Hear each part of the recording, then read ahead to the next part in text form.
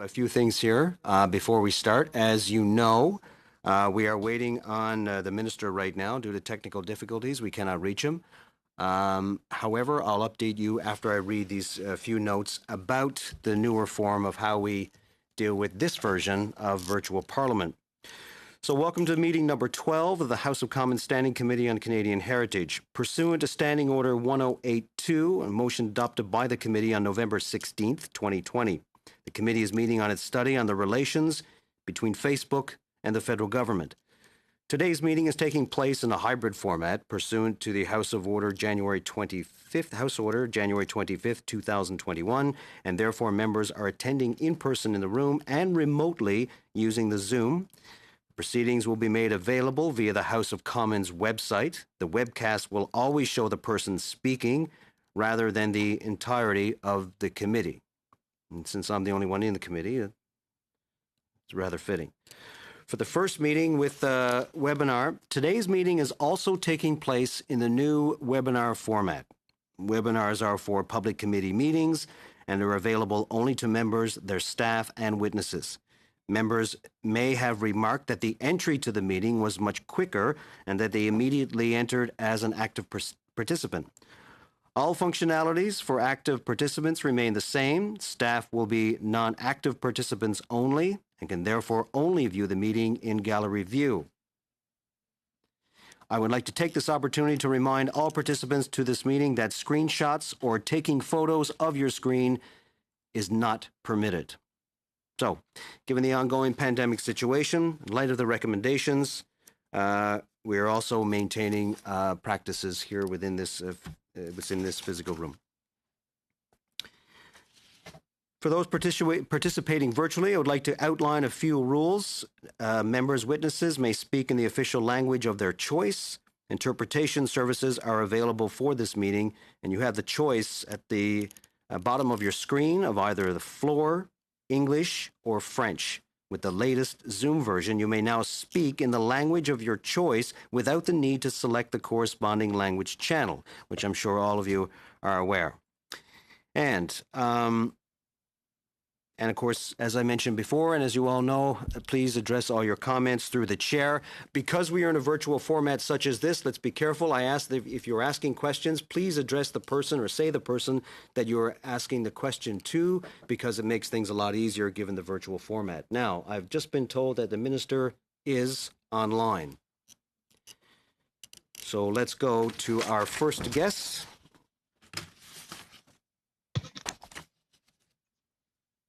Yes, thank you, Here we Mr. go. Chair. Minister Guilbeault, glad to see you. Without any more formalities, sir, I'm going to let you go ahead. You have 5 minutes. Please proceed.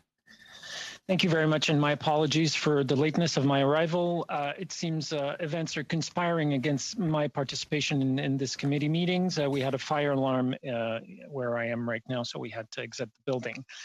That being said, we actually explored the possibility of me joining by phone outside. That was technologically complicated, it seems. I am joining you from Montreal on the traditional territory of the Mohawk and other Haudenosaunee peoples. Avant de commencer, j'aimerais débuter. Before I begin, I would like to highlight that 4 years ago today, a shooter attacked a mosque in Quebec.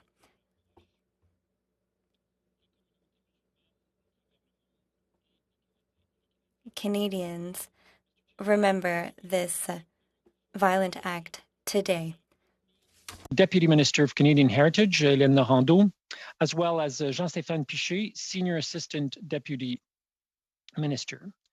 La pandémie continue à peser. The pandemic continues to weigh heavily on Canada's heritage arts, culture, and sport communities. We are all committed to helping them get through the crisis and supporting them in their recovery. I thank the committee for pursuing its important work despite the difficult circumstances. Your study on challenges to the arts, culture, heritage, and sports sectors caused by COVID-19 will be a valuable asset in these efforts, and Canadian Heritage was pleased to participate. I would also like to acknowledge the excellent work you have done on Bill C-5, which seeks to establish a National Day of Truth and Reconciliation as a statutory holiday.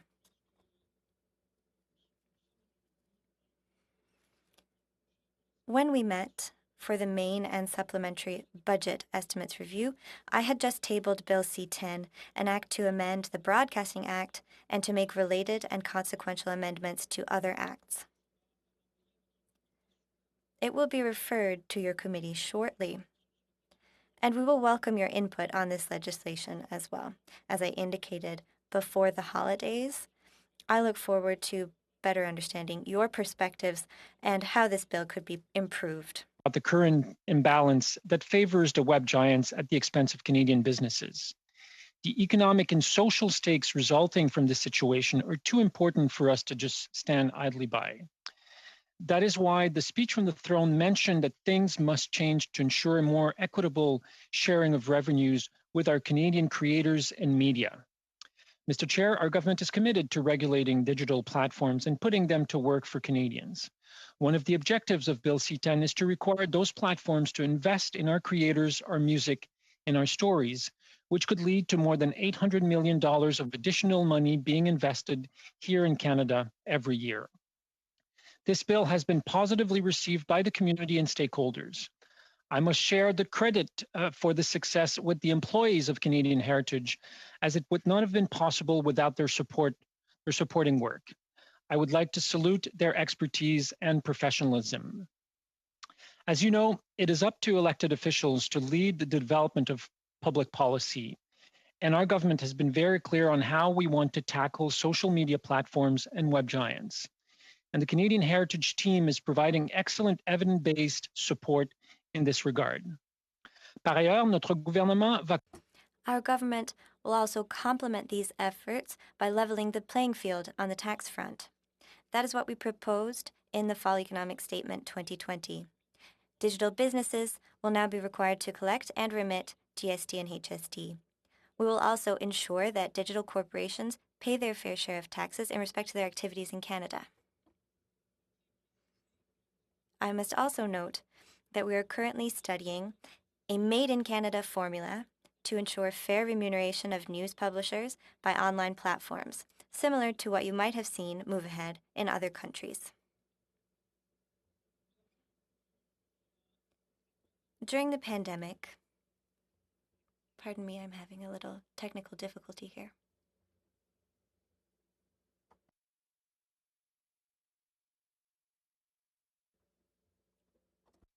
It shouldn't be long. Voilà, merci. Nous avons... During the pandemic, we saw that digital platforms are more than ever at the heart of communications between Canadians and are keeping us connected and informed. Unfortunately, some internet users are also exploiting these platforms maliciously to spread hate, racism, and child pornography. There is currently illegal content being uploaded and shared online to the detriment of Canadians and our society. This is simply unacceptable. Encore une fois, mes excuses, monsieur. Pardon me once again, Mr. Chair. I'm having technical difficulties again. Do a quick summary, Minister. We're just closing in on your time right now. I'm almost ready to listen, Mr. Speaker. I'm going to stop here. I'm sure I'll be able to tell whatever I needed to tell as I answer questions from my colleagues from the House. Thank you very much, Mr. Speaker. Okay, thank you very much, Minister, for those opening remarks. We're now, as you know, going to questions, and I believe Mr. Lewis is up first for the Liberals.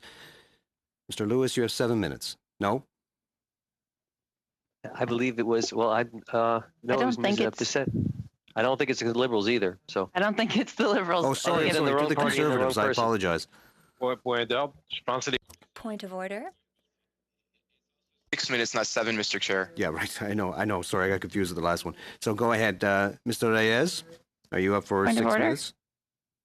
Merci, Monsieur le Président. Thank you, Mr. Chair, for allowing me to ask my question. Before beginning, I'd like to thank the Minister for taking some of his time to come and meet us at the committee, and I would like to thank his 2 senior officials as well for this study, which must be done quickly, looking into the relationship between your government and Facebook. We're referring to an email that was sent. It led to some confusion, and people are wondering about that. So today, I'm sure we'll be able to clarify the situation. Since you're here, Mr. Minister, I would like to take the time to make a comment about the last time you were at our committee on November 5th, when you asked a simple question, or rather, we asked you how you did the calculation at your department regarding $830 million of additional investments by 2022. Today, your senior officials are with you again.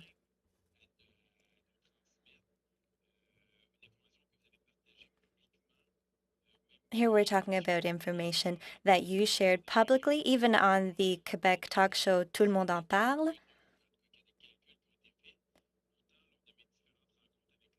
However, when I have met with major stakeholders in TV and digital sectors, everyone seemed to be confused about how your calculation was done. After November, we did not hear back from your department, and we tabled a resolution which was unanimously accepted in the House, including by your Liberal colleagues, to gain access to that information. As you know, we on our committee are working on a study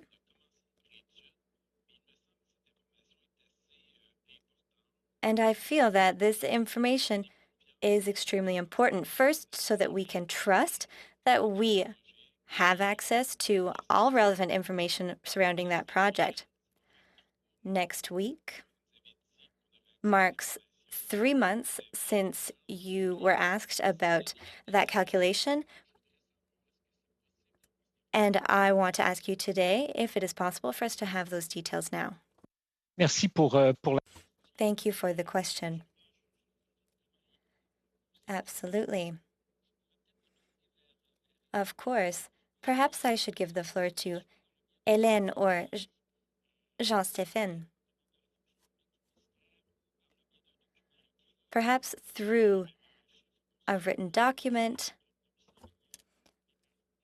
we could transfer the information about the amount, which was over $800 million. That is not an exact number, but I do think we can certainly provide that information to the committee. You are completely right. That information deserves to be shared with committee members. Alain Reyes. Mr. Minister, if I may, that information has been published. You just repeated the exact same words you said on November 5th, that we deserve that information, that it would be a little more complicated to give us the exact information, that the public servants would do it. But we asked you this almost 3 months ago, and we still do not have access to that information. Can we expect that before next Monday, before our next pre-study starts, we will have that information? Because this is a key piece of information on the new bill that you are tabling.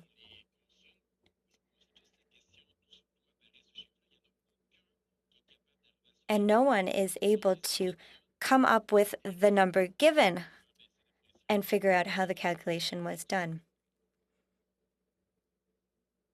Madame Laurent-Deau. Ms. Laurent-Deau, Mr. Pichet, could one of you add some more detail to the answer that I gave to Mr. Reyes? Hélène Laurent-Deau. 2 things, Mr. Chair. We have nothing to hide about the way we did the modeling on that calculation. I'll also give the floor to Mr. Pichet. I think that if we simply gave you the information through documents, it could cause confusion. So I suggest that not only we provide the documents, but also supplement that with an oral statement. Ms. Laurando. Perhaps Mr. Pichet can give further details. Thank you, Mr. Chair. The calculation is done, and I think we already explained it before the Parliamentary Committee. Canadian broadcasters must contribute a certain amount directly. And when it comes to their production and their operations, and that estimation is part of the calculation. For example, when we look at Netflix, we can anticipate an amount if we use a similar amount. I'm going to interrupt you because I don't have much time left. You have already told us that before. We have spoken to those organizations. Those numbers do not correspond. 3 months ago, we asked for a written explanation. You said yes, along with the minister, that that would be possible to do. Will help us to do our work, especially since we are starting new work next Monday. I think this is the bare minimum 3 months afterwards to provide us the document. Move on. I've been a little bit generous over the time, so I'm going to have to move on to the next question. Apologize to everybody. I do have the right list right now. So, Madame Bessette, pour 6 minutes, s'il vous plaît. 6 minutes to Ms. Bessette. Thank you, Mr. Chair. Thank you, Minister, for being with us today. As you explained in your speech, 4 years ago today, 6 people lost their lives. So tonight there will be a prayer held at the Quebec City Mosque. I extend my condolences to all families affected. Xenophobia and Islamophobia motivated this attack. The attacker had been radicalized using social media. We know that Canadians are often exposed to hateful, extremist, or even radicalizing content on digital platforms. In your mandate letter, regulating digital platforms is included. I would like for you to give us an update on the essential work the government is carrying out to protect Canadians online. Merci beaucoup pour la question. Thank you very much for the question. We have discovered something, and to that end, on Radio-Canada's website this morning, there was an article about radicalization on online platforms. In particular, the attacker from January 29th, 4 years ago. Our initiative is a joint initiative between a number of departments, including Heritage Canada, the Justice Department, Public Safety, and the Innovation Department. We're working together to table a new bill which will define a regulatory framework on hate speech, but also on child pornography and content that incites people to violence. Currently, we see that few countries in the world have tackled this problem. Some have.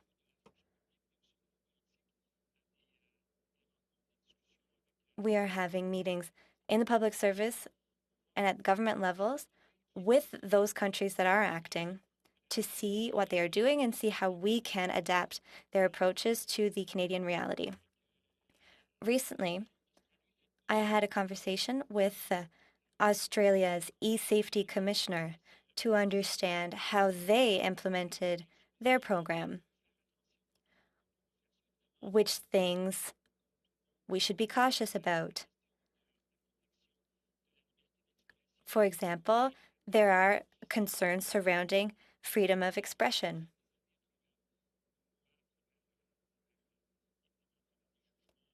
Which has been an important part of Canadian laws over history.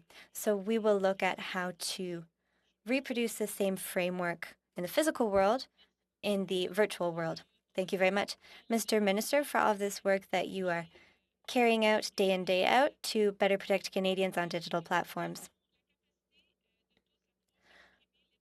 Although we know everyone has the ability to express themselves freely, sometimes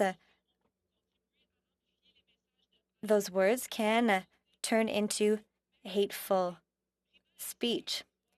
And that is a violation of the rights of others. In this context, how do you plan to hold people responsible, to hold online companies responsible? Thank you for the question. Regarding this bill, I'll tell you what we have planned. We will develop a new regulatory framework for Canada, and online platforms will have to comply with that framework. There will be a new regulator, and their task will be to implement the new rules and also to monitor work carried out by platforms around hate speech.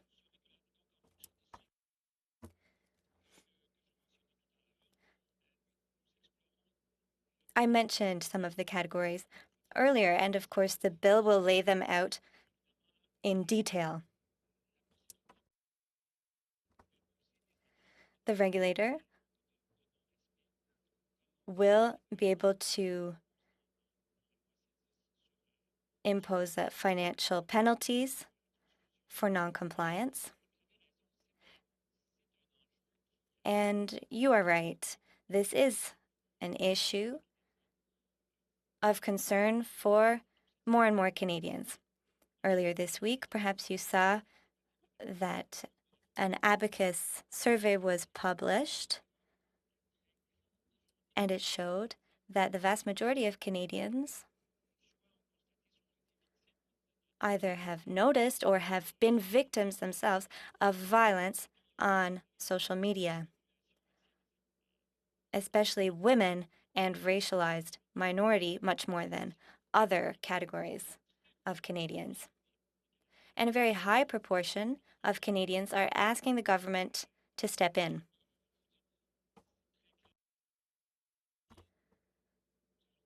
It is very clear that we will act, and we will soon table a bill that we would be happy to come and discuss with you as part of your committee work.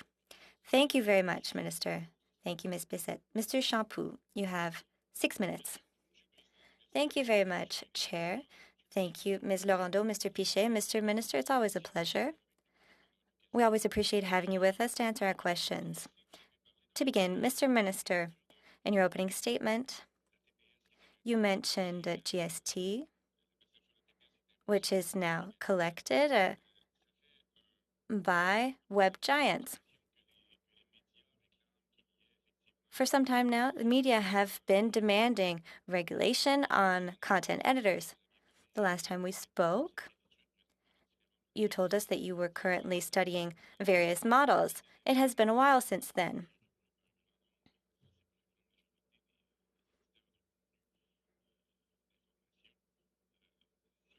Canadian editors are of the view that the model that should be implemented in Canada is the one implemented in Australia. Why are we still waiting before applying that model and adapting it to the Canadian reality? Thank you for the question.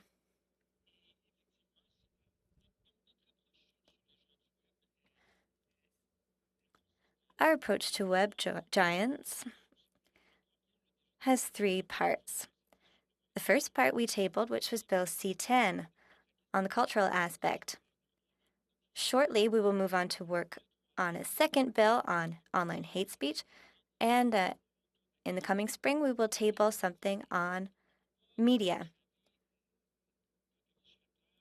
As legislators, as you know, we cannot simply look at a model that works in X country, copy and paste it, and put it to work in Canada. Why not? Because every country has its own laws, its own institutions, and also its own practices, whether they be legal or cultural. So any model really must be adapted taking into account differences. For example, we have certain agreements with the United States, which is not true for every country in the world.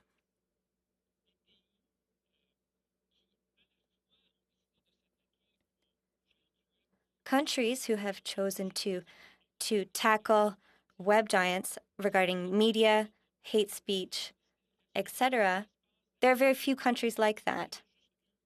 Frankly, I only know one country, and it's Canada. Other countries have done other things or are doing other things. Just before the holidays, Great Britain adopted a bill regarding online hate speech. So Canada is not the first, but we are among the pioneers in the world addressing this issue. Mr. Minister, at the current moment, are you able to tell me that you have selected a specific formula that you plan to apply? Because I understand that there are different categories. I know that there are different phases of your plan. However, in the meantime, Canadian organizations are suffering. And they are wondering why they are not the priority. Why the new regulations are not prioritized to make sure that web giants pay their fair share. So is there a formula that you are working on right now that you are going to apply? Is there something you can confirm for us today? In fact, I don't agree. I would say that we have recognized that that problem exists. We have said so for quite some time. We started work before the pandemic. We continued to work on it, and we even increased our support to the media during the pandemic. It is true that times are hard for the media. Perhaps you saw what the Canadian Press published recently.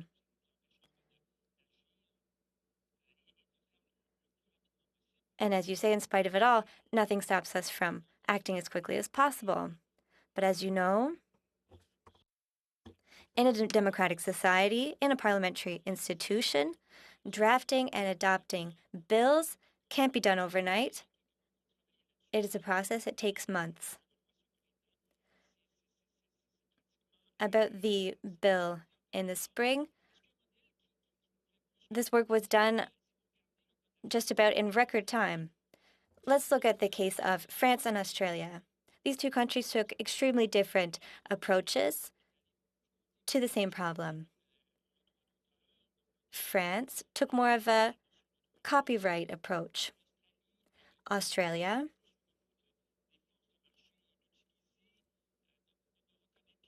leveraged more the strength of the market and highlighted that there was an imbalance in the market and created an more economic fairness. With Canadian heritage, we're looking at how our laws and our Canadian institutions, or taking into account our laws in Canada, which model would be best. I only have a few moments left, Mr. Minister. Can you tell me what formula will be put in place for Canadian media? We want to table that bill in this parliamentary session. Thank you very much. Sorry, I didn't hear that, Mr. Chair. That was for me. Yes, ma'am. Please proceed. Thank you so much. Nice to see everyone. This is our first meeting of this committee. And of course, this is a study where we are looking at the relationship between the Heritage Department and Facebook. So I do want to thank the Minister and the Deputy Minister and the Senior Assistant Deputy Minister for joining us today. And I'm going to stick to the questions that are related to the study. So I'll just ask a few questions around that if you wouldn't mind.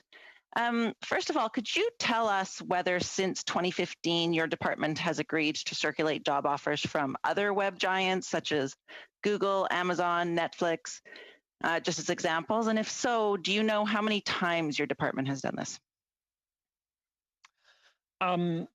first, I want to thank the member for her question. And as I said in my introductory remarks, I think I've been a minister for a little over a year, and what I can say is that everything I've seen from the Canadian civil service, and frankly, I mean, my experience with the Canadian civil service preceded my arrival in politics. As many of you know, I was an environmental lobbyist for many years. I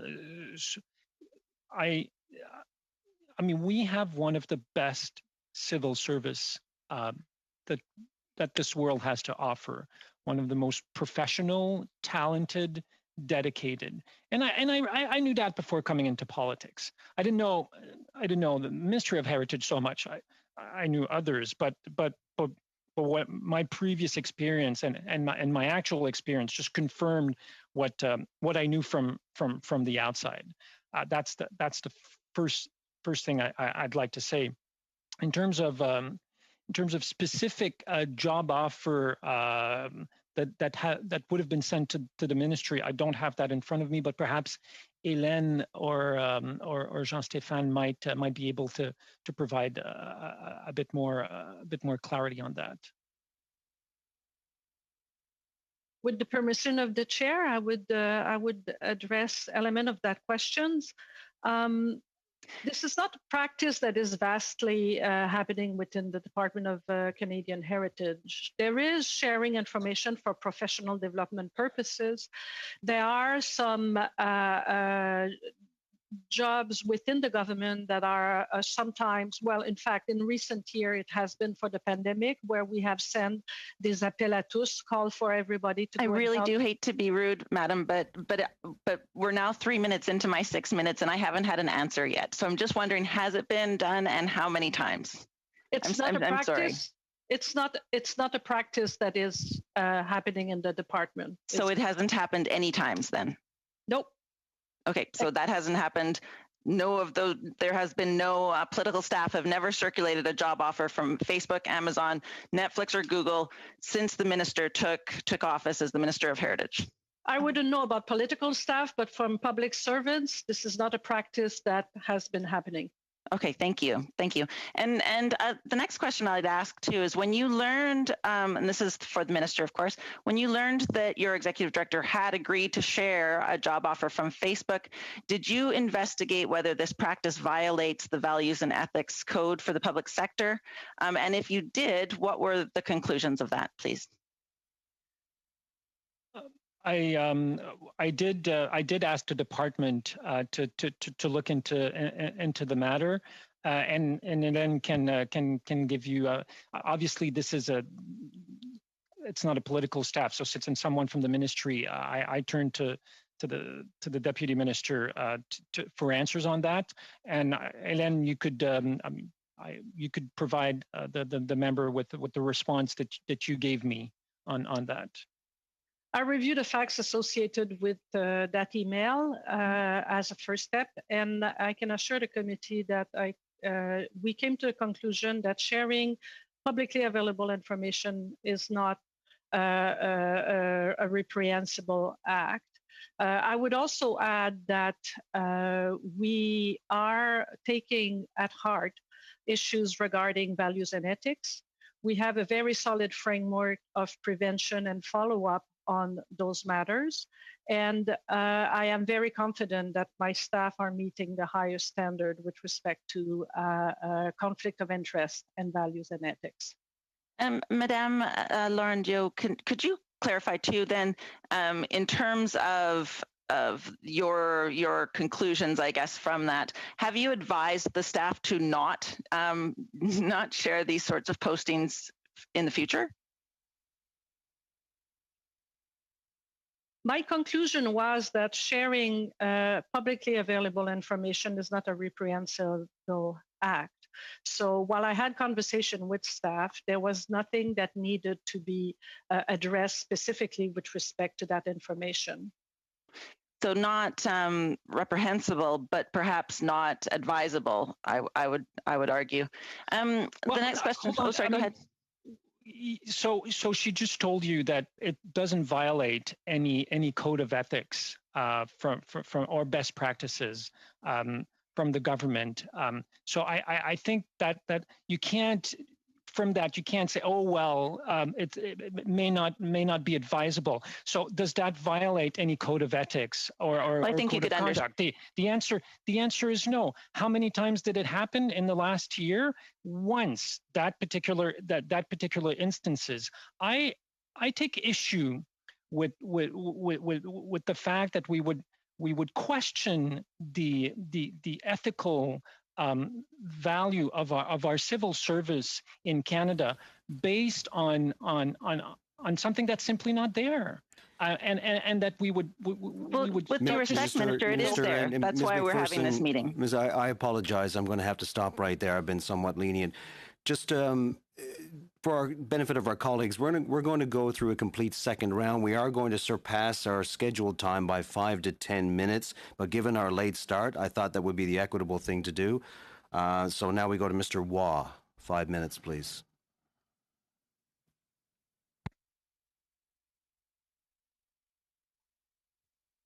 All right, a moment of silence. Sorry about that. Thank you, Minister and department heads. And I just wanted to pick up on the conversation here of Mr. Kevin Chan, his email to Owen Ripley, a high-up official in the minister's office. So, Minister, with all due respect, I mean, your introduction today talked about what you're going to do with C10 and hate speech and media, and directly, when you look at it, Facebook is involved in this. There are major potential implementations to Facebook in the work of your department, and so that's why I think we brought up today. We just flagged it for you, and I've got the conflicts of interest framework in front of me. And that's all we're asking, that the values and ethics code that applies to all staff regardless of level. And most of the provisions, as you know, are based on the Treasury Board of Canada Secretariat. We're not questioning anybody, civil service wise. We're trying to, in this case, the report in writing to their deputy head any conflict of interest resulting from firm offers of employment and other activities related to their duties. It's in here. So that's what we were just talking about. This, you're dealing with Facebook more than anybody in the government, and we're concerned when we see a personal email from Kevin Chan to one of your employees in the department. This is too cozy. And as opposition members, we're concerned with this. And I would like you to comment on that. I know you've only been a minister for a year or so, but this does not look good. If you don't mind me saying, it smells when Facebook, who you will have major implementation with in the coming months, is doing personal emails to your staff. Thank you for the question, and of course, I mean we and the department talk with Facebook on these issues, but we also speak with the National Council of Canadian Muslims, the Canadian Race Relations Foundation, la Fédération des Femmes du Québec, World Sikh Organization, Chinese National Council for Social Justice, Amnesty International, Anti-Hate Network. When elaborating legislation, we try to gather as diverse possible points of view and opinions on an issue, so that we can better inform the legislation that we will do. But I mean, we are putting in place legislations to I'm a strong believer in the benefits of technology. Or technologies, plural. But we also have to recognize that many technologies have perverse impact, and we've seen that throughout the years. And I think our role as legislators is to maximize the benefits to society of these technologies, while trying to minimize those perverse impact. I'm on record saying that when Facebook threatened Australia with cutting the ties with the Australian public in Facebook because of what Australia was trying to do in terms of legislation was no less than bullying. And we, in fact, we have a meeting, an upcoming meeting with France, Australia, Germany, to see how we can work together on issues relating to GAFAs. So yes, we meet with these companies, but we meet with a whole range of different interveners on these issues. And what we're working on with the department is what will be in the best interest of Canadians, regardless of what the social media platform, Facebook or others, think about it. Yeah, I think the issue here was Facebook went through your office looking for recommendations from your office, Canadian Heritage, that they have a job opening, and can you recommend anyone? So that's the issue that I think the NDP member from Edmonton brought up here, and that's what we're talking about here today, a bit of it, and the media picked up on it. I mean, you know, and I know that the Toronto Star and the Globe and Mail, they had articles on this because you know, Facebook is a big multi-platform in the world. You pointed that out. But at the same time, we're wondering how cozy Facebook is to you when they do a personal email to a member in your office asking if you have any recommendations for a position that is opening in Canada Facebook. I can tell you there's no coziness. Okay, plain and simple. Sorry, Mr. Minister, I got to leave it at that. We have to move on. Now we're going to go to Ms. DeBruzen for 5 minutes, please. Thank you, Mr. Chair. And Minister, over this pandemic, and we've crossed a year at this point since the pandemic has hit Canada, but we have seen our public service rise to the challenge when we've talked about emergency funding and making sure that we deliver and support Canadians through this pandemic. And in addition to that, dealing with the emergency, we've also seen work being done and continuing on legislation such as Bill C-10, the Truth and Reconciliation Day, a lot of work that's been happening alongside it, and really quite impressive under the conditions that we've been working on. Now, I note that the motion that we're here today about is that the member from the New Democratic Party has chosen to actually challenge the credibility and the professionalism of our public service with this motion. And I'm wondering if, given everything that we have seen in the States and what we've seen in other countries, how do you feel about that chipping away at the credibility of our institutions, at the fundamental trust in Canada's public service and in the institutions that support the work, the very important work that is being done in our country? Thank you for the question. I mean, I agree. I said it earlier. I think that Canada has a world-renowned public service, and it's integral that we don't attack them to try and score political points. I mean, we saw on January 6th where that can lead, just south of the border, and it's interesting that we would many of us would condemn the fact that social platforms were instrumental over the past few years in this escalation that led to what we saw on January 6th. We would condemn those media platforms for sowing doubt in the population in regards to public institutions in our neighbors south, and I hope that no one is under this false impression that we're somehow shielded from that in Canada, and that what we saw there couldn't happen here. And I think everybody in this country, and especially elected officials, have, I think, a responsibility, a duty to ensure that we protect our institutions, and that the last thing we should try and do is is to somehow diminish them just in the hope that we could score points. I think there are other ways we can score political points, and of course, we're political adversaries. I understand that, but certainly not at the expense of our institutions. I was muted. Sorry about that. But thank you, Minister, for that answer, because I think that distinction between the institutions and the public service and the political is important. And I wonder if perhaps you can also assist, I mean, as far as policy decisions, as to what we will do on legislation, what types of forms legislation on online harms, for example, would take. Who ultimately makes those decisions? Who is ultimately responsible for putting forward those policy decisions?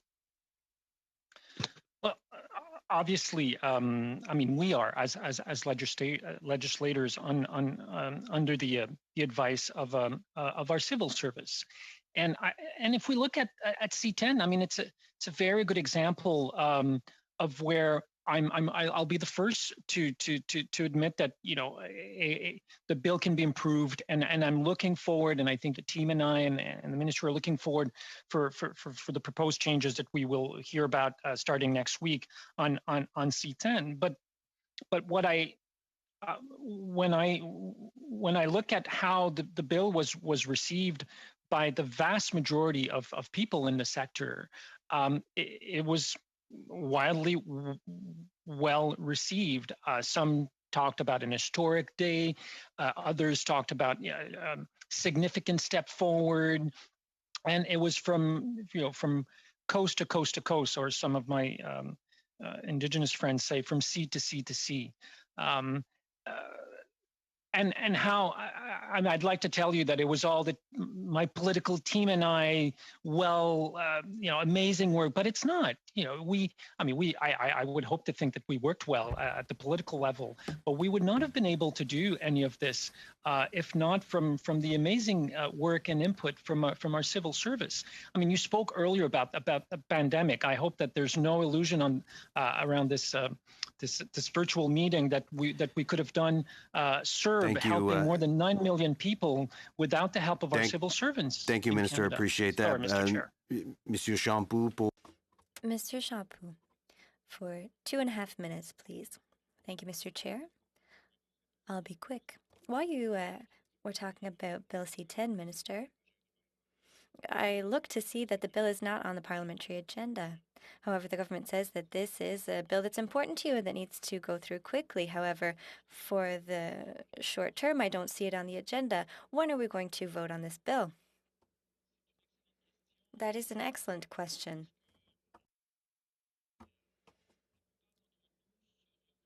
I think that most of us would agree for that bill to go ahead and be sent to committee.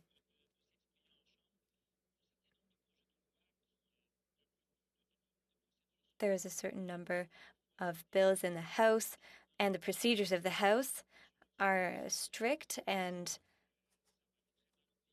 bills must be adopted and put through regarding economic measures. And for these reasons, there's only so much we can do to move forward, but I am committed to moving forward as quickly as possible with Bill C-10 in the House so that it can be sent to you at committee. And I do agree with your committee going ahead and carrying out a pre-study before the bill moves through the House. I think that will help you to work well in advance. Thank you very much. As I don't have much time left, here's my next question. Mr. Minister, we were talking about the email exchange between a public servant and at Heritage Canada and Kevin Chan from Facebook. Do you consider that serious? Elizabeth Thompson wrote on CBC this morning that Facebook is calling on the government to regulate Facebook. I take that with a pinch of salt myself. You don't seem to find this situation particularly serious. What I answered to your colleague earlier was that I consulted the Deputy Minister to determine whether or not a code of ethics or the like had been violated. That was not the case. do we lose? Are we losing federal public servants from Heritage Canada to go and work in the private sector in these organizations? That is not the situation either. Between you and me and everyone else who is listening, I think that we should share the heat that's coming from all of these organizations in their current situation. The heat is on the platforms currently.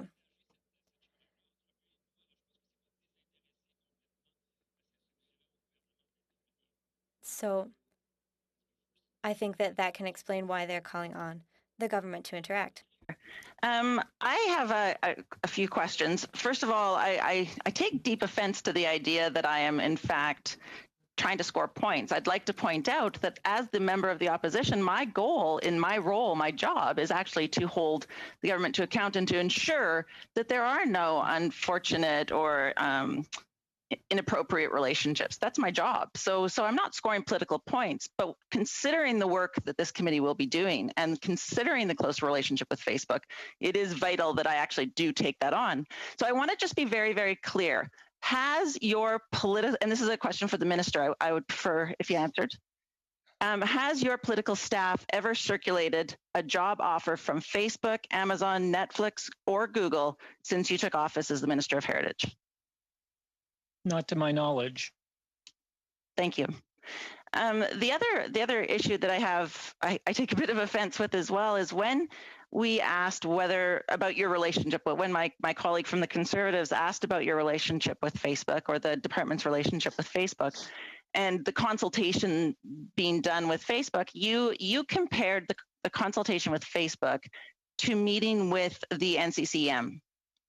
And I find that very problematic. You know, when we see the vast amount of hatred towards the Muslim community on Facebook, to compare those two, I think is massively problematic. And I guess one of my questions is, you know, for example, the Proud Boys that were recently labeled by this parliament as a terrorist entity.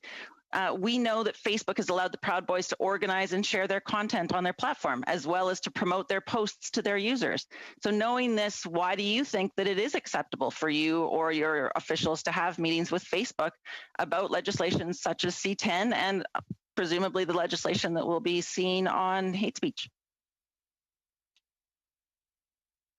I'm not sure I understand I'm not sure I understand the question. So I mean, if we're doing legislation, we should gather as wide an array of opinions and points of views as possible to ensure that we have all the information we need as legislator when we do move ahead with legislation.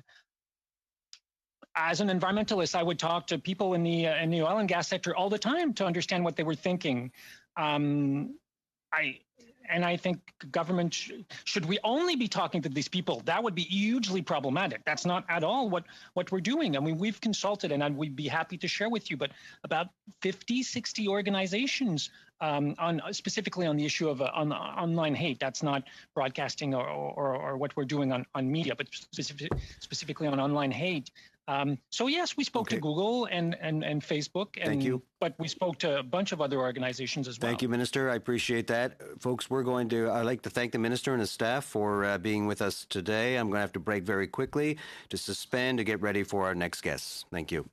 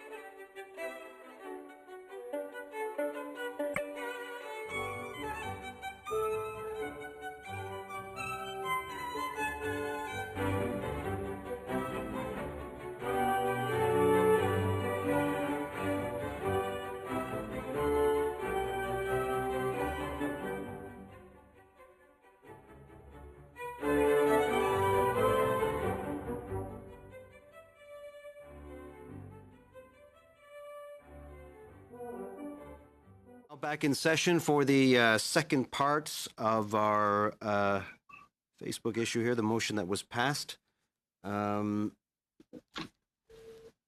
in late 2020. So here we go now. I'm going to introduce Mr. Chen. First, Mr. Chen, if you wish to introduce folks with you there from Facebook, and following that, we'll proceed with your 5 minutes for opening remarks. And thank you again for joining us. Thank you very much, Mr. Chair. I would like to, I'm Kevin Chen. I'm the Director of Policy for Canada, and I am pleased to also be joined here today with my colleagues Mark Dinsdale, who is the Head of News Partnerships, and Rachel Curran, who is a Policy Manager at the company. Okay, please proceed for your 5 minutes, and then following that, we'll go into questioning.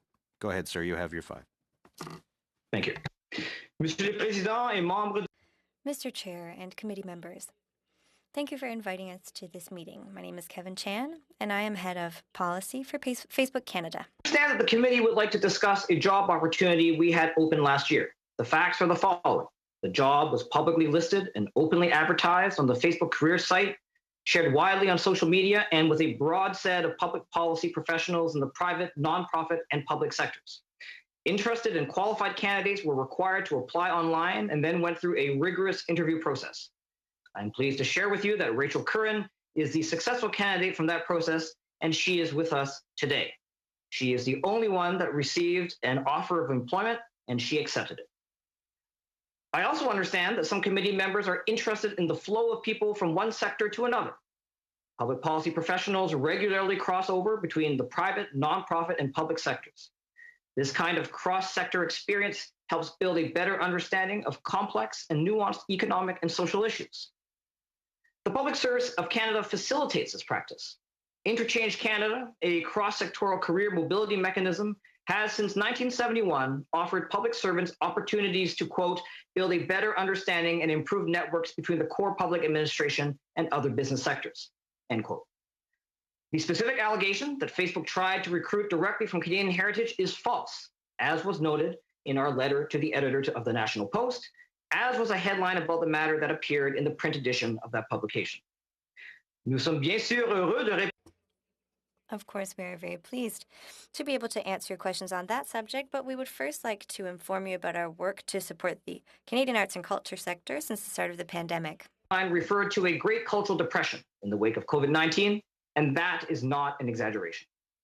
Many performance halls, venues, and festivals across our country have been closed since March 2020, and the impact on the performing arts has been devastating. In the early weeks of the pandemic, I reached out to officials at the National Arts Centre to see how we could work together quickly to help.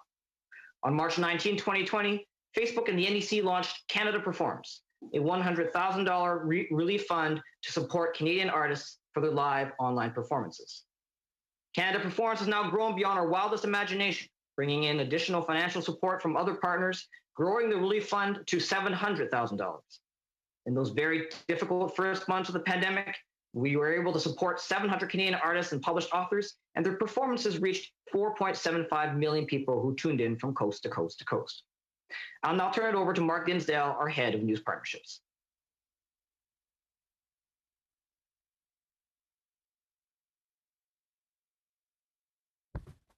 Okay, thank you very much, sir, for your opening remarks. We're now going to go to the first round of questioning. I'm going to go to Mr. Waugh of the Conservative Party for 6 minutes. Sorry, I apologize. I did the classic, I was on mute mistake. My apologies. Oh, I may continue. I thought you ran out of steam. My apologies. No, my apologies. All right. You've got about a minute and a half to go, but go ahead. Please proceed. Thank you. Thanks. We are all aware that the COVID-19 pandemic has intensified the revenue pressures faced by news publishers. In response, we moved quickly to try and help. We announced a grant program for 85 Canadian local news publishers for emergency expenses associated with COVID-19 reporting, totaling more than $1 million. We also invested $1 million in a partnership with the Canadian Press to launch the Canadian Press Facebook News Fellowship, creating 8 new journalism positions across Canada that are directly adding capacity for reporting from local communities. And we just announced 2 additional Indigenous news fellowships. My role and the role of my team is to partner directly with news publishers to maximize the value that free Facebook tools provide for their businesses. This includes free distribution that sends people directly to their websites, a value we estimate to be in the hundreds of millions of dollars per year for the Canadian news industry. Furthermore, Facebook has invested over $10 million in the past 4 years in the Canadian news ecosystem. And we are thrilled with these continuing partnerships. We are determined to do it not because news is an important source of revenue for us, that is not the case, but because it is beneficial for Canadian democracy and society. I'd like to end with some thoughts on internet regulation. Facebook welcomes more regulation. We are all for strict laws on privacy that offer clear protection to citizens and require businesses like ours to be responsible when we make mistakes. We agree that tax agreements should be put in place through the OECD, which Canada participates in.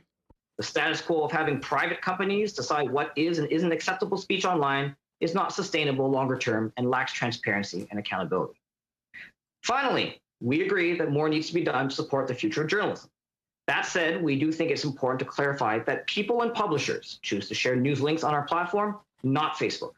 And requiring Facebook to pay for this, as proposed in Australia, doesn't recognize this fact.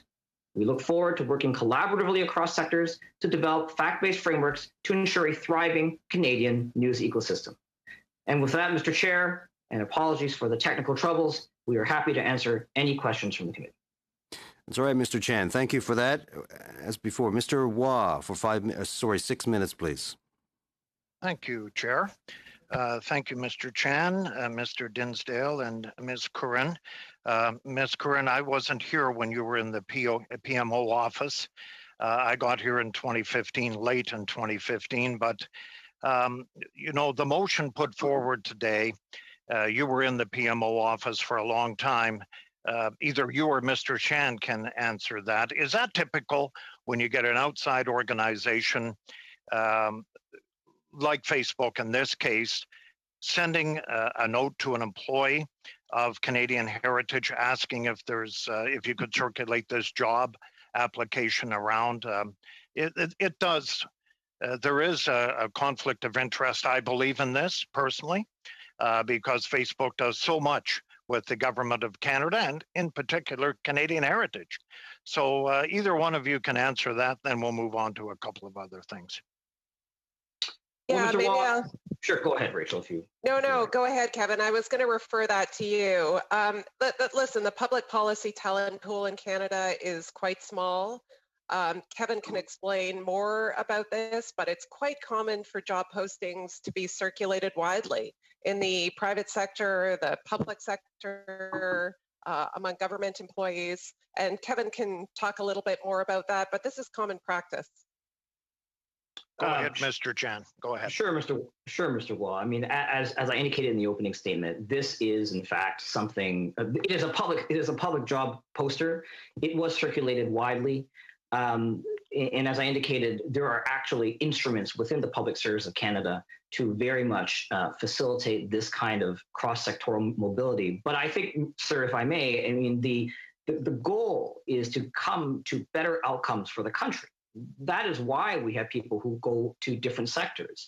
I've done it. Ms. Curran has done it, and I think that this is actually something that helps create better understanding and bridges those divides that I think I heard earlier expressed as concerns.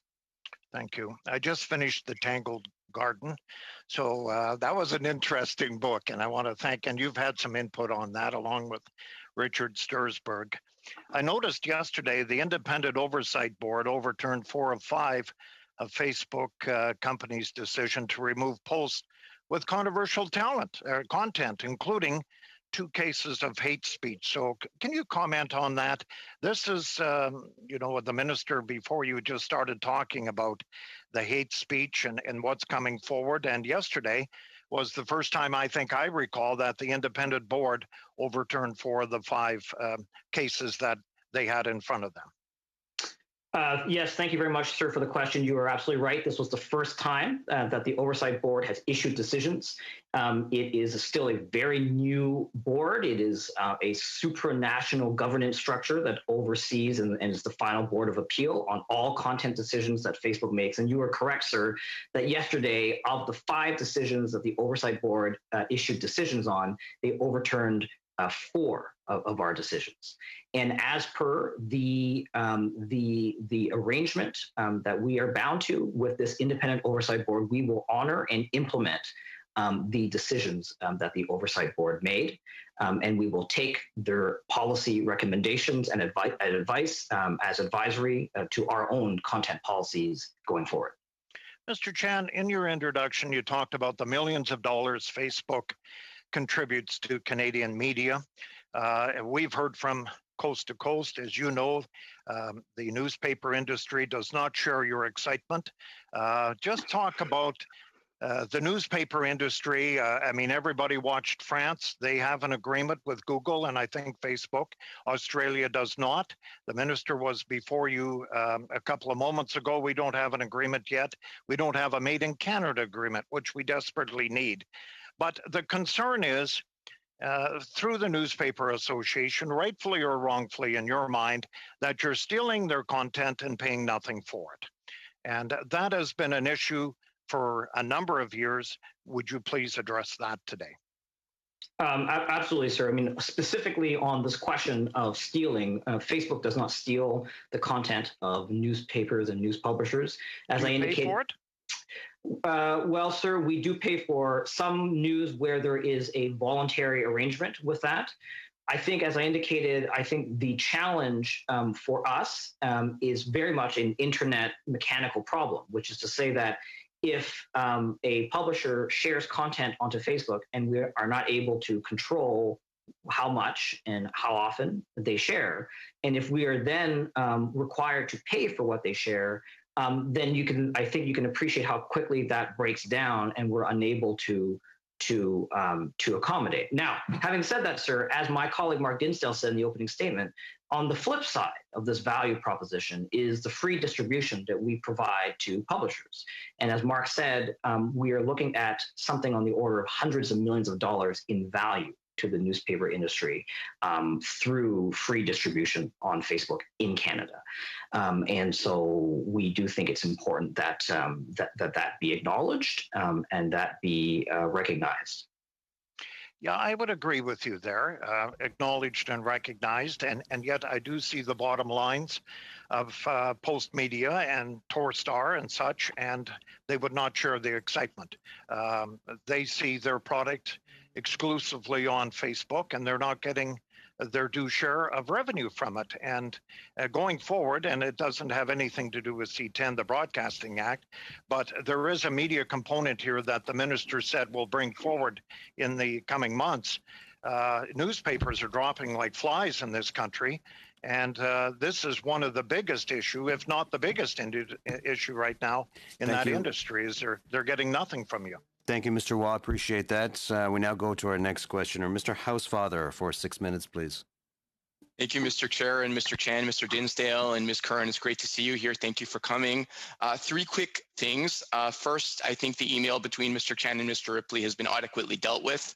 Second, I greatly appreciate Facebook's recent decision to ban Holocaust denial on its platform. And I also appreciate your quarterly transparency reports. And I wish that other platforms would do the same. And third, many of my constituents and I share a real frustration about the growing amount of anti-Semitism on the platform and the lack of response with respect to complaints that are made. And I'd request to have a call with you guys on that separately, if that's okay. So I have a lot of questions, and if you can answer in one word, yes or no, or briefly, that would be great. And if not, I'll ask you to follow up in writing.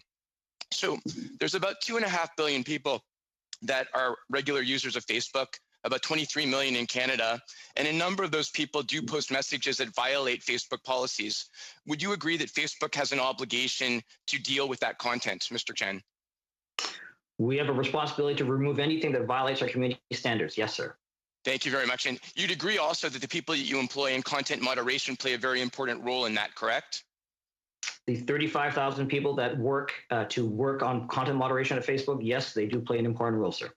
And you'd agree, of course, that nuance is important, and it's important for people to understand the language the post was made in and the political realities of that country when they assess whether something violates the policies, correct? Correct. That is why you have a public policy team in Canada, sir. So can I ask the question, in terms of the 35,000 people that do content moderation, how many of them are based in Canada? I'm not sure, sir, that I'm able to give that answer. But as I indicated, I think what you're asking is who at Facebook actually is making sure they understand the nuances, for example, in Quebec, where you represent, sir, but also elsewhere in the country. And in fact, the public policy team in Canada, while many have speculated about where we spend most of our time, I am pleased to share with you that the team in Canada is actually the tip of the spear, if you will, on understanding these things. We are the ones that bring back the local, political, and cultural context back to ensure that our community standards are enforced accordingly. But Mr. Chen, I'm sure you'd understand that if Mr. Zuckerberg was before the US Congress and was asked how many people of the content moderators were based in the United States, and he wasn't able to give an answer. For example, I could argue that there's probably less than 100, probably less than 50 of the content moderators who actually have a lot of discretion are based in Canada. I think you'd find that unacceptable. And I would make a request that going forward, Facebook take it to head office that we need more content moderators in Canada. Let me go into another question. We will undertake to do that, sir. Yes. Thank you very much, Mr. Chen. Thank you. Does Facebook control what is in my news feed through your algorithms? No, sir. Actually, the way it works is people positively connect. They choose to connect with friends and family or to organizations. So, for example, perhaps your Facebook page. And then what newsfeed does is just it sorts the content that individuals have already chosen to connect to. No, I understand that. But if I, for example, choose to search for white supremacy, or I choose to search for swastikas, Facebook is going to have an algorithm that, or whatever you use, I would think it's an algorithm to determine that this is my area of interest. So would it not that mean that Facebook would be, on some occasions, inadvertently, of course, proactively amplifying hate speech or incitement to violence? I don't think so, sir, but let me turn it to Rachel, because she's been working very closely with CIJA and other organizations on this very matter when you search for these kinds of terms on Facebook. Rachel, would you care to answer? Yeah, that's a great question, MP Housefather. So what we have done, and we announced this on Holocaust Remembrance Day this week, is if you search for those kinds of terms, if you search for terms that are related to the Holocaust, swastika, white supremacy, you are going to get a notification that directs you to an off-site website developed with the World Jewish Congress that gives you credible information on the Holocaust. So users will get a notification on Facebook that says, go to this site, and they will get good information on the Holocaust, accurate information on the Holocaust that explains what actually happened, explains the horrific events around the Holocaust, and they will immediately have access to that information when they search for those kinds of terms.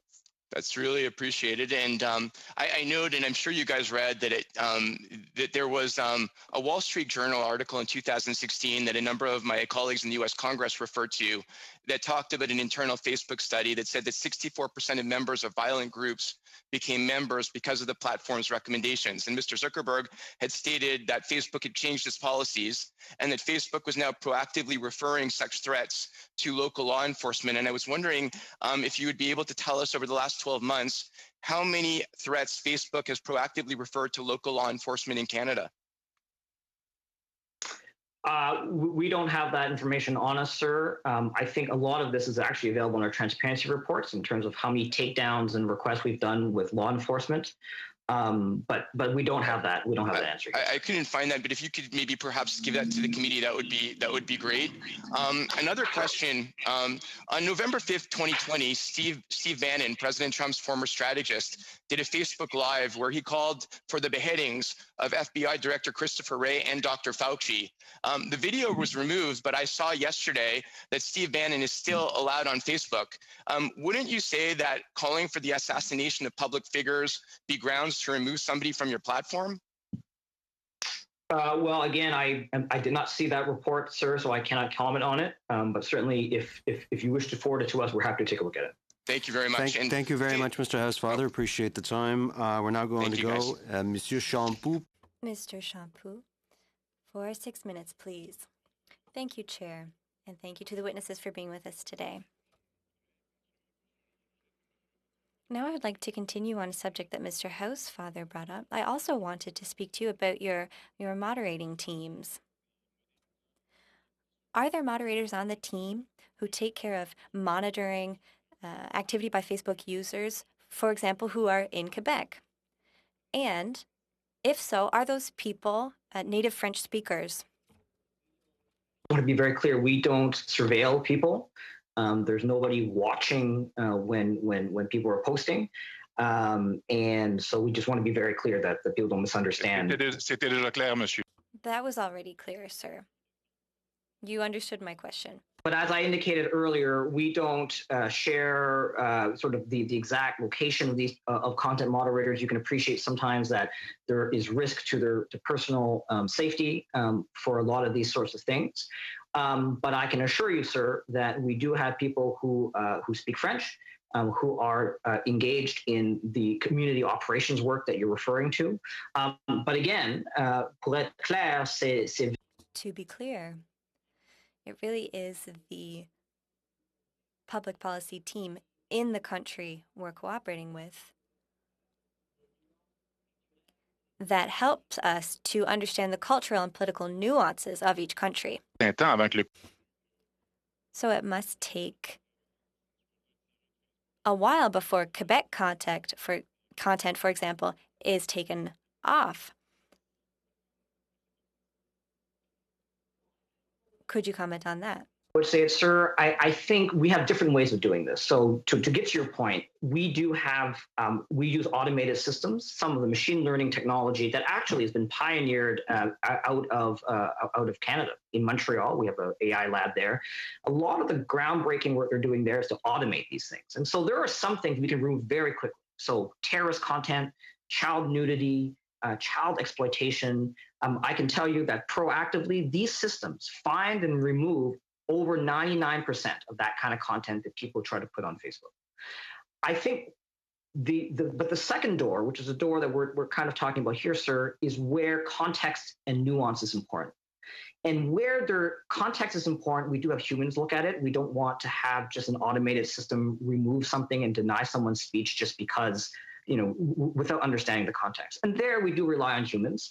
And there I agree with you. It does take some time, but I think we generally are pretty fast at it.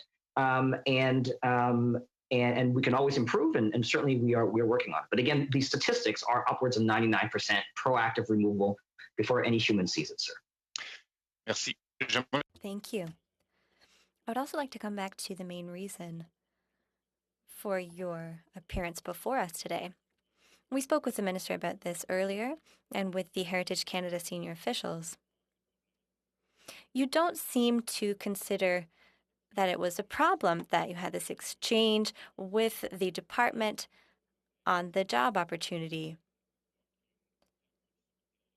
We are uneasy seeing what a close relationship that reflected. Am I misunderstanding? Would you do things differently this time or the same way? I think the truthful answer is we have business and professional relationships with all organizations that have a presence on Facebook, and also obviously with organizations that have an interest in framing rules for Facebook. This job description was shared broadly with, it was public, first of all, and it was shared broadly with various and many, many, many different organizations and people across the public, private, and nonprofit sectors. Again, we think, and there are programs within the government itself in the Public Service of Canada that facilitates this. So the sharing of a public job description that was broadly shared on social media and with many different contacts, is there a problem with sharing that with individuals in a particular organization? No, sir, I don't believe there's a problem there. OK. Bon. Parlons un peu de la question des nouvelles. Now let's come back to the news. I heard you answer my colleague, Mr. Waugh, when he asked about the possibility for news content editors to use your platform. I think there's always a nuance that's difficult to tie down in the fact that you are bringing these editors in and inviting them to use your online platform. The problem really is around advertising income, because you are now receiving income and it is to the detriment of these news organizations.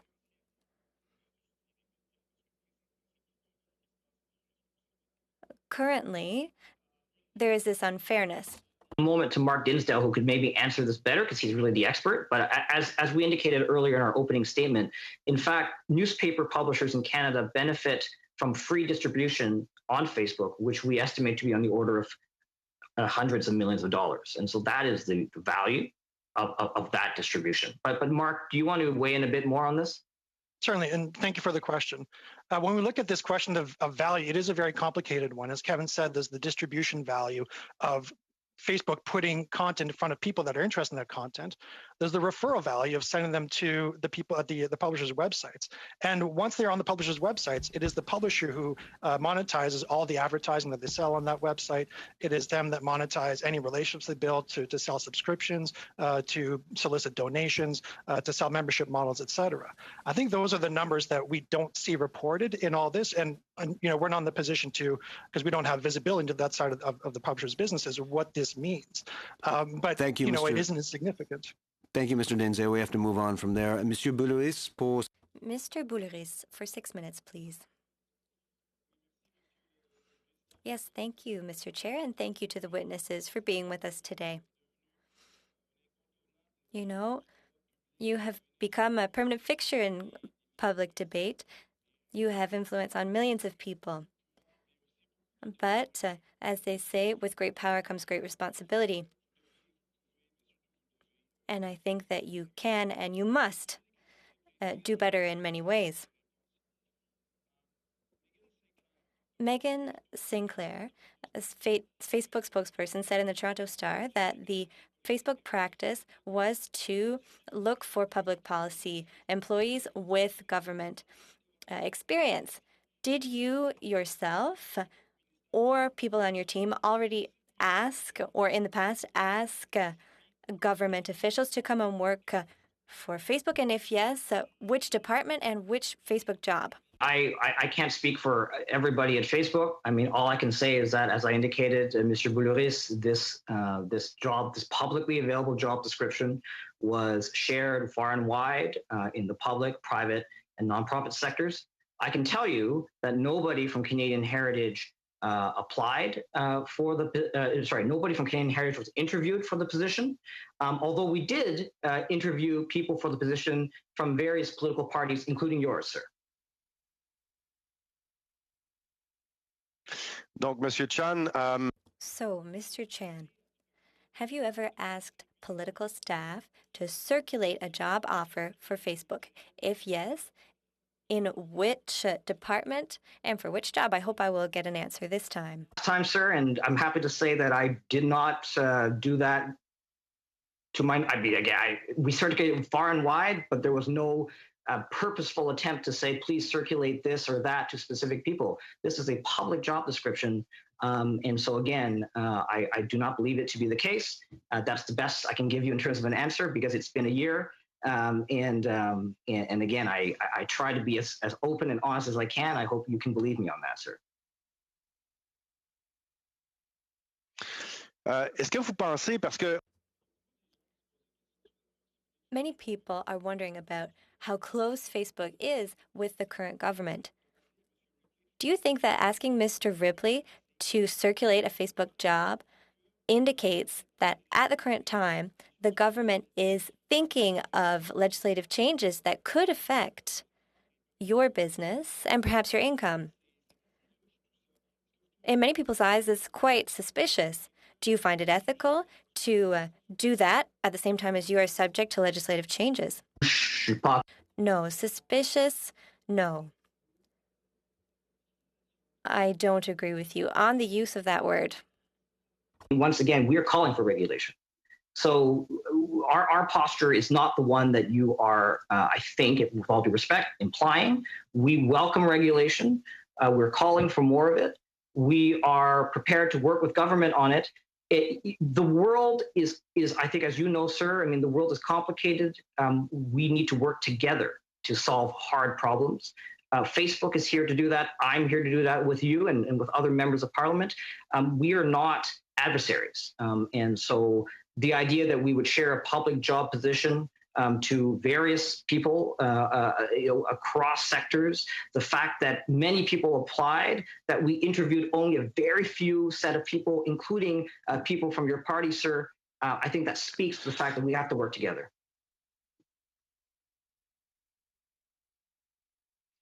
Je vais passer sur un autre sujet. I'd like to move on to another subject. And I hope you will give me a very quick answer because the question is very simple. How much income tax did Facebook pay in Canada in 2019-2020? I'm afraid I don't have that number with me, sir. Est-ce que Facebook a payé de l'impôt? Did Facebook pay income tax in Canada in 2019-2020? We do. I mean, in fact, we do pay payroll taxes. We pay income tax through Facebook Canada. We pay all sorts of different taxes.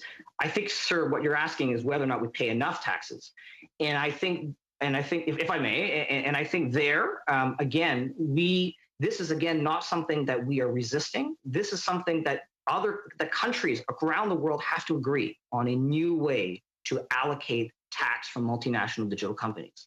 There is an OECD process, as I indicated, that's underway. We certainly support that. We hope that they will come to an agreement. I think we heard from member states, I think just yesterday or the day before, that they too are optimistic on a deal by 2021, sometime this year. And so we look forward to that conclusion because we are obviously prepared to work on compliance with any new rules that will be created through this process, sir.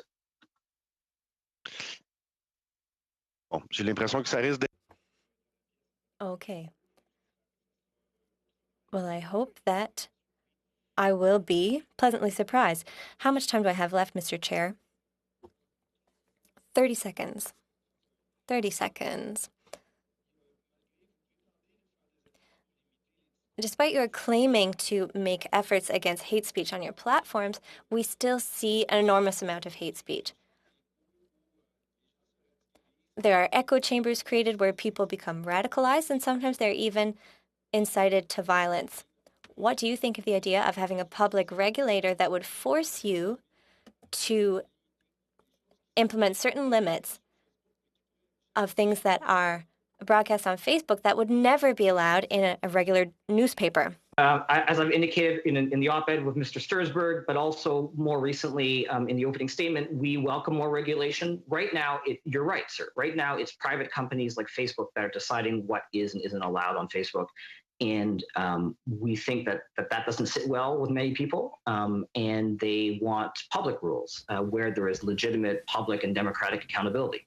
And so to the extent that lawmakers can agree on where that line should be drawn, I think, and then impose those lines on us, I think that would be certainly a welcome. Thank you, Mr. Chan. Merci, Monsieur Boulris. Thank you, Mr. Boulris. Mr. Atchison, for 5 minutes, please. Well, thank you, Mr. Chair. I appreciate everyone being here, and I actually really do accept the explanations that I've heard about, these emails that have gone back and forth, and I appreciate the representatives from Facebook being here. I'm actually a little frustrated though, in that. We've had some discussion here already about emails going back and forth between the Ministry of Heritage and Facebook, and then some members. You can't hear me? You can't hear me? It seems to be fine, Mr. Atchison. Go ahead. Oh, okay. I just saw Ms. DeBruzen shaking her head vigorously like I couldn't hear me. Perhaps, sir. Okay, you can hear me now. Okay. There was some suggestion by some of the members from the governing party on this committee that, in fact, questioning these emails, was tantamount to questioning the integrity of the public service, and that's the kind of thing that we should never do. I guess my question is for Ms. Curran. You seemed quite content, along with your colleagues, to come here and answer questions. Would you agree that healthy questions about the public service and their political masters is good for a democracy? Of course. Yeah, absolutely, MP Aitchison. I think opposition parties should hold the government to account. And part of that includes holding the public service to account and asking them the appropriate questions. I think Deputy Minister Laurendeau answered the questions well and sufficiently. But you should absolutely have the ability to ask those questions and to get responses. And so then, if I could follow that up, I think it's important for us to be respectful in our dialogue at these committees, and to, when we do ask questions, to do so in a respectful way. But to question the integrity of somebody asking a question seems just as irresponsible to me. And I wonder how. Obviously you're looking a lot at managing, speech on Facebook. I would assume that that's a big part of your exercise, is trying to make sure that there's respect on all sides. Point of order, Mr. Chair. I believe that the answer is more correctly for you if you thought that a question was out of order. Not for a witness on a second panel. I just want to remind members to try to stay within the realm of what we're talking about here. I can read the motion out again, but I think it's all in front of you. Have a look at the motion, please, and try to stick to the confines of the intent of what we're trying to explore today. Mr. Aitchison, back to you. Yeah, if I could just respond to that, though. I think MP Aitchison's question is a good one. It's about respect on both sides. Facebook's community standards actually set out rules for engagement on our platform. They deal with bullying, they deal with harassment, they deal with disrespectful conduct. And we set out very clearly what is and isn't allowed on the platform. And I think you're absolutely right. We need to get at this question of uncivil and disrespectful debate.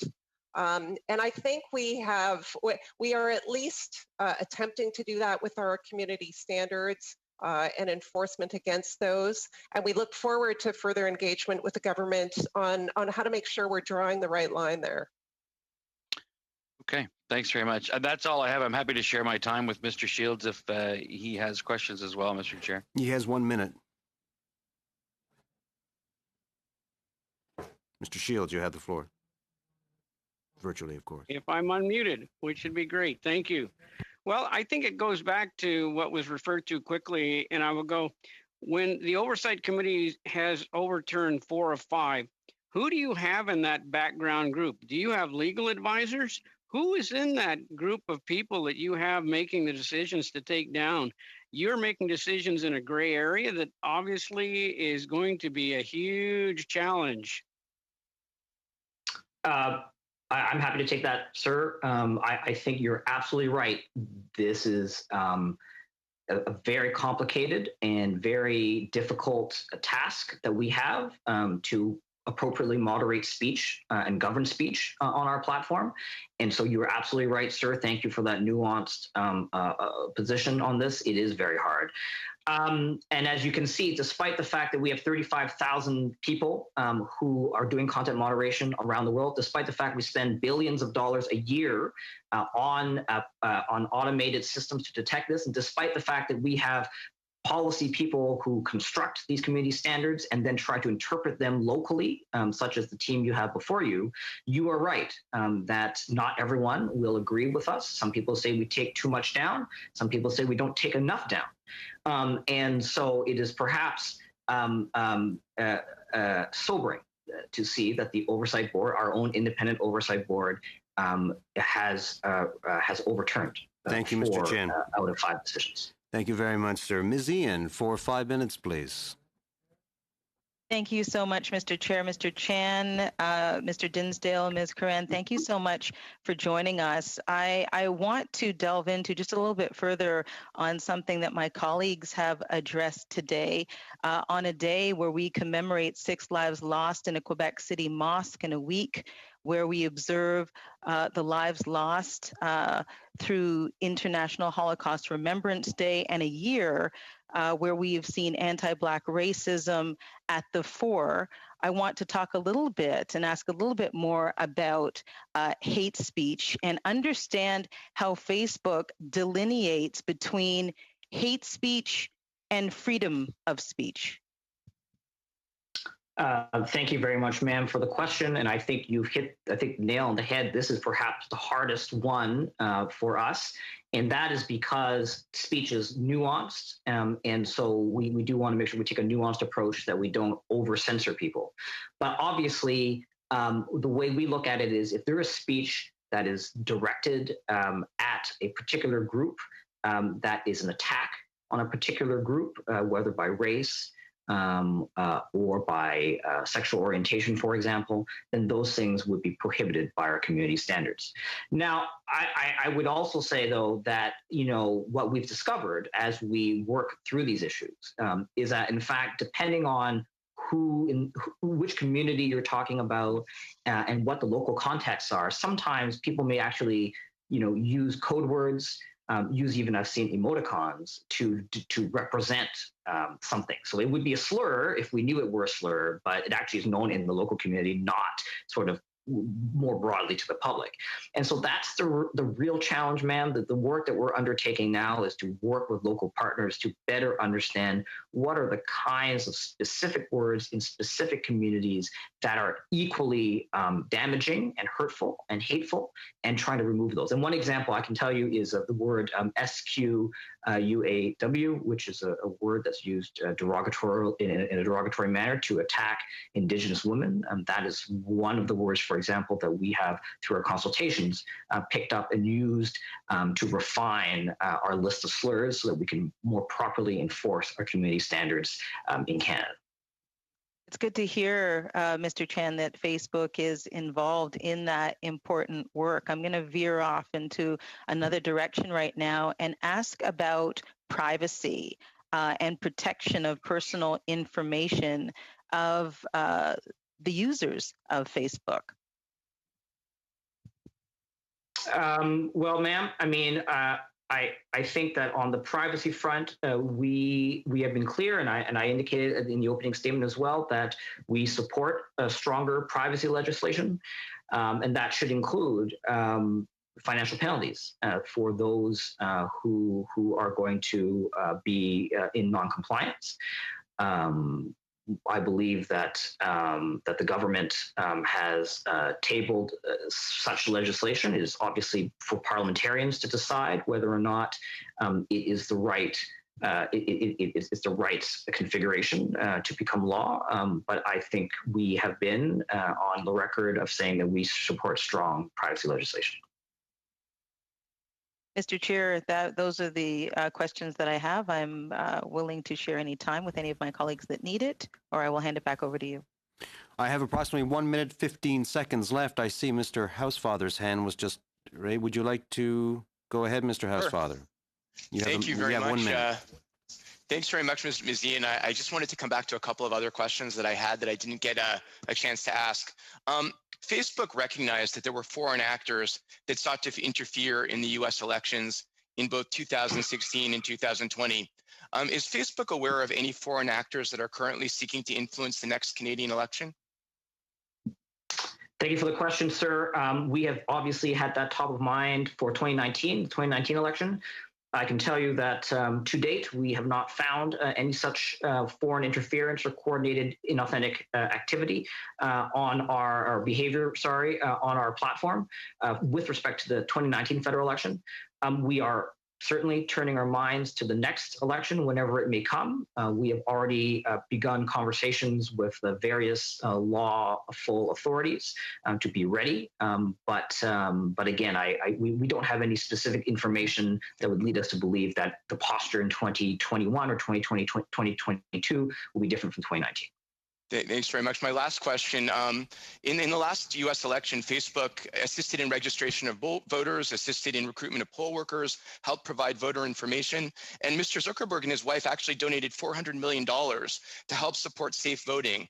What is Facebook planning to do in terms of supporting voting in Canada? And if there's $400 million somewhere to give to Elections Canada, I'm sure they would be very grateful. Thank you very much for that, sir. Obviously, I don't think I'm in a position yet to announce what our integrity measures will be for the upcoming or next federal election, but I can tell you that the team has already turned its mind to it, and both internally, but also externally with external partners. And again, I think that speaks to the need for us to work across sectors to make sure that we get what we all want, which is free and fair elections. Thank you very much, folks. And Mr. Housefather, I'm sure the Minister of National Revenue appreciates your enthusiasm on that point. Okay, now we go. Monsieur Champoux. Mr. Champoux, for 2.5 minutes, please. Thank you, Mr. Chair. Mr. Chan, I'll come back to hate speech and to proper conduct. According to Facebook. Of course, we have the criminal code, which serves as a guide for the way we behave. And that should be the same for the way we behave on social media.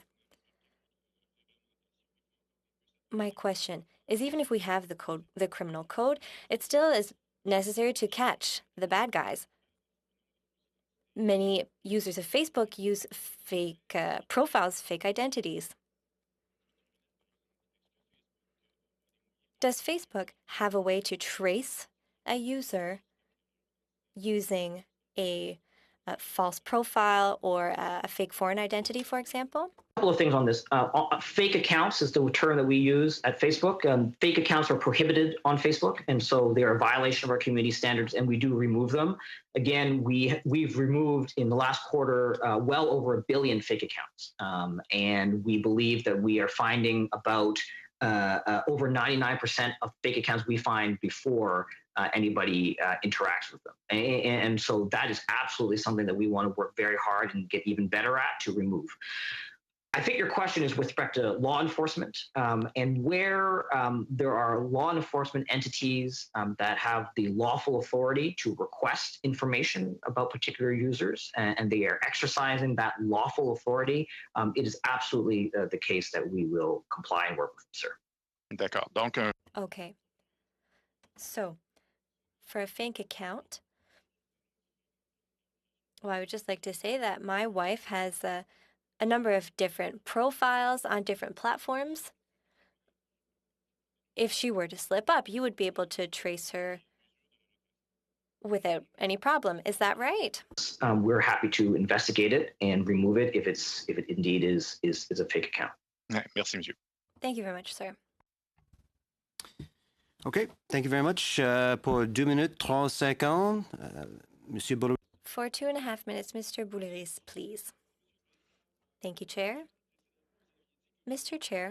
Chan, earlier you spoke about you didn't know the amount of tax paid in 2020 in Canada by Facebook.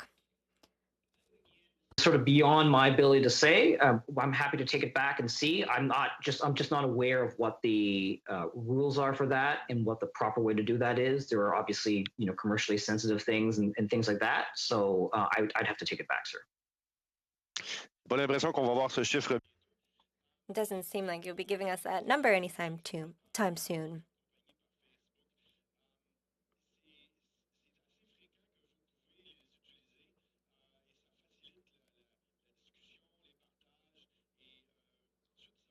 Facebook encourages people to connect and like, and that helps you with your algorithms. And when it comes to news content, you're not paying for that content, and I find it very concerning that you are freely using content created by journalists in their newsrooms. Do you see any problem with that? Once again, Mr. Bouliris, I must be clear. Facebook is not using publishers' content. It is the publishers who are using free distribution offered to them by Facebook, but you are the ones making revenue afterwards. No, that's not the case. That's not the way the internet works. If a newspaper shares an article on Facebook, it's a link that they shared. My wife is from Quebec City. She reads Le Devoir and La Presse every day. If she wants to read an article, it's she who will click on the link and be taken directly to that newspaper's website. And it is the newspaper that will earn the revenue. As we say in English, the newspaper will monetize that click. Australia is using a model that would be applied to Facebook to ensure fairness. Of having publishers and platforms talk is a very good one. I was personally a bit troubled that those conversations had not happened before we heard very loud and aggressive commentary about us stealing content, which was false. And I think that if we had had conversations and productive ones earlier, if we had actually talked to each other, we probably would be in a much better situation than we are today. Merci beaucoup, monsieur. Thank you very much, sir. Thank you, Mr. Boulris. To everyone, that brings this to a conclusion. I want to thank everybody for involved. I want to thank all those at Facebook. I see Ms. Curran, Ms. Chan, Mr. Dinsdale. We appreciate your time here today. Colleagues, we're going to have to suspend to go in camera. I'd like to remind everybody that check your emails because there is a different link and a different password to come back into this meeting in camera. So please bear that in mind, and we're suspend until we're ready to come back for technically.